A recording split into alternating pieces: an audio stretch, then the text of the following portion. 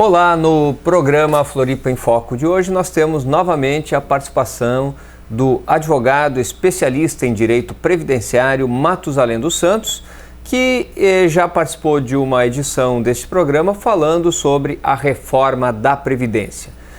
Tudo bem, Matusalém? Tudo bem, Gilberto. Mais uma vez é um prazer estar aqui, na TV Floripa e participando aí do programa com você. Matusalém é uma das pessoas com maior conhecimento em Santa Catarina e no sul do Brasil sobre a questão previdenciária e atua no dia a dia com este tema. E por isso que a gente convidou ele para falar mais sobre a reforma da Previdência, porque o que nos parece é que a grande maioria das pessoas não tem conhecimento do que de fato está em debate no Congresso Nacional e o impacto que isso terá na vida de cada um. E Matusalém, uma das questões que vai impactar fortemente, que às vezes é passado despercebido nesse debate, é como será feito o cálculo sobre a aposentadoria de cada um a partir da proposta que está no Congresso Nacional. Você poderia nos falar um pouco sobre isso? Então, eu tenho chamado muito a atenção das pessoas para esse aspecto, que é o valor, a mudança no cálculo, a mudança no valor dos benefícios previdenciários. Por quê? Como assim a grande mídia e o governo têm falado muito da idade mínima e também dos tais 40 anos para você poder receber integral a sua aposentadoria, eu percebo que pessoas mais jovens, pessoas com menos idade, não se preocupam muito com um evento que vai acontecer talvez daqui 30, 40 anos na vida delas, Mas é importante que as pessoas saibam que essa chamada reforma da Previdência, ela mexe também no valor dos benefícios. E essa parte do valor dos benefícios não é para daqui 20 ou 40 anos. Essa parte é para já. O que quer dizer para já? Supondo que essa reforma entre em vigor em setembro, por exemplo. Então, uma pessoa que entrar em benefício em agosto tem um cálculo. Uma pessoa que entrar em benefício em setembro, depois da medida estar em vigor, o cálculo é diferente. E nessa mudança de um mês para o outro, podem ocorrer perdas de valor, perdas que podem chegar a 70%. Veja, 70%. Estou falando de uma pessoa que, talvez em agosto, num determinado benefício previdenciário, por exemplo, a pensão por morte, poderia ganhar R$3.000 e que se o evento acontecer em setembro, se a medida já estiver em vigor, cair para R$1.000. Isso é uma situação possível. Por que isso é possível? Porque hoje, quando você vai se aposentar, ou requerer um auxílio-doença, ou uma pensão por morte, o cálculo do valor do seu benefício, ele pega tudo que você contribui desde julho de 1994 e faz uma média das suas contribuições, descartando 20% do período, ou seja, descarta os 20% menores, salários de contribuição, e aproveita 80%, que é óbvio os 80% maiores. Depois disso você vai ganhar uma percentual dessa média. E hoje a maioria dos casos você ganha 100%. Em alguns casos não, mas na maioria você ganha 100% desta média que foi calculada para você. E na proposta o governo muda o jeito de calcular a média e muda também esse percentual que as pessoas vão receber.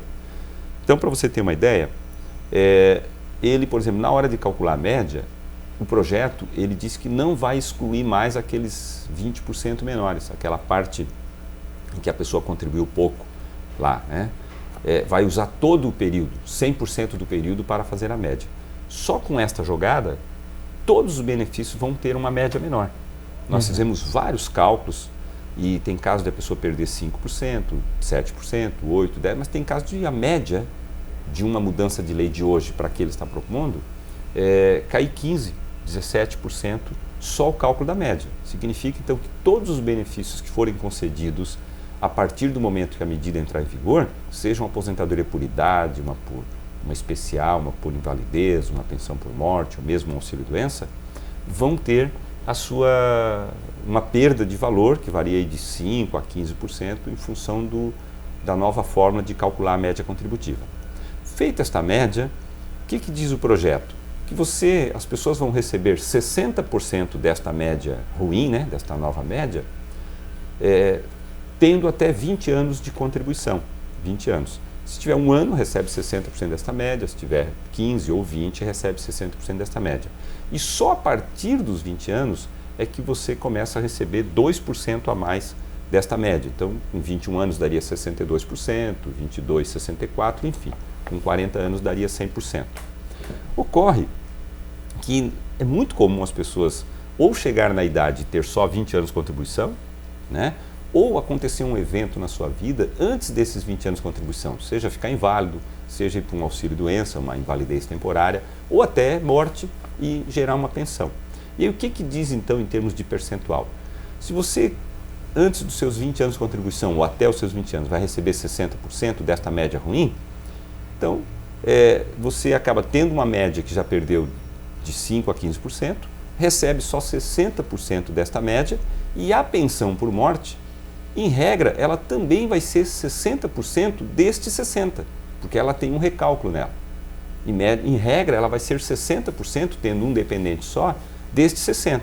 Então, se a gente fizer uma conta assim, aqui, aproximada de cabeça, como eu digo, uma pessoa hoje que poderia se aposentar por R$3.000, ela vai acabar se aposentando. Por morte, no caso? Isso. A aposentadoria, por exemplo, acaba sendo aí por volta de R$1.700, refazendo a média e aplicando 60%, e a pensão por morte vira R$1.000, R$1.030, R$1.050.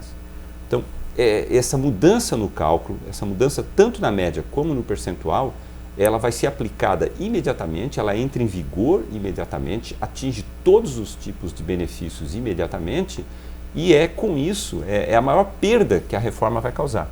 E é neste recálculo dos benefícios, principalmente nele, que o governo pretende aí arrecadar quase R$1 trilhão, né, economizar, deixando de pagar para as pessoas, quase R$1 trilhão, ou aproximadamente R$1 trilhão em 10 anos. Muito bem, estamos com o advogado Matusalém dos Santos. Vamos a um rápido intervalo e voltamos já falando sobre a reforma da Previdência. A TV Floripa agora tem aplicativo para celular. Baixe o app TV Floripa no Play Store e assista a nossa programação. Conosco, discutindo a reforma da Previdência que está em debate no Congresso Nacional, o advogado Matusalém dos Santos, especialista em direito previdenciário. Bom, a grande alegação para a realização da reforma é que existem privilégios. Matusalém, existem privilégios? Esta realmente é a justificativa para realizar a reforma?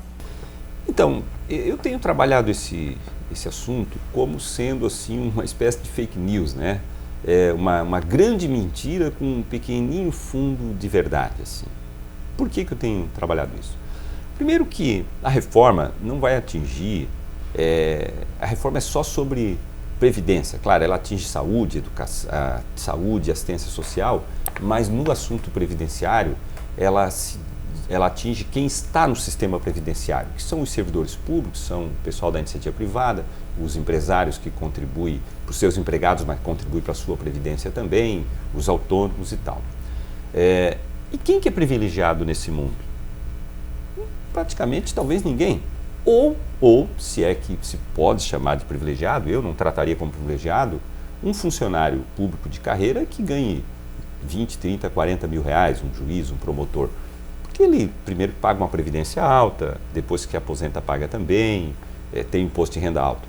Mas quando a gente vai pesquisar nas redes sociais, percebe que o governo está vendendo para a sociedade esta ideia de que alguns servidores são privilegiados e que ele vai cortar desses servidores, que a reforma vai cortar. Veja, é verdade, ela vai cortar um pedacinho desses servidores. Mas quantos porcentos eles significam no universo total que a reforma vai atingir? Eu fiz alguns cálculos e isso não dá menos de 0,5% de pessoas que essa reforma está atingindo. Ela vai atingir todo mundo que é do INSS, por exemplo. Ali ninguém é privilegiado. A média no INSS dá R$ 1.600, R$ 1.500. Mais de 80% recebe menos de 2 salários mínimos. Eventualmente, quem não está nos 2 salários mínimos recebe 3.000, 5.000, o teto é 5.800. Já tem um teto hoje. Já tem um teto. Que é lá de 2012. O teto, esse é no regime público também, que já existe um teto, né? que essa é outra mentira, dizer que vai nivelar todo mundo. Já está nivelado, né? Mas claro que ele mexe mais ainda lá no servidor. Então, quando você vai ver aí servidores públicos de salário maior, isso dá uma parcela muito, muito pequena da população. Muito, muito pequena. Então, na prática, o que o governo está fazendo? Ele está acenando para as pessoas, né, com essa história de cortar de alguns privilegiados, mas o que ele vai cortar mesmo é de 99% das pessoas que não são privilegiadas. São pessoas ou pobres, que ganham um salário mínimo e vão cair para R$400, ou que poderiam ganhar 3 mil e vão cair para R$1.000. É isso que ele vai fazer, certo? E vai tentar também mexer lá em quem ganha 30, 40 mil, que ele caia 5, 10, 15 mil reais.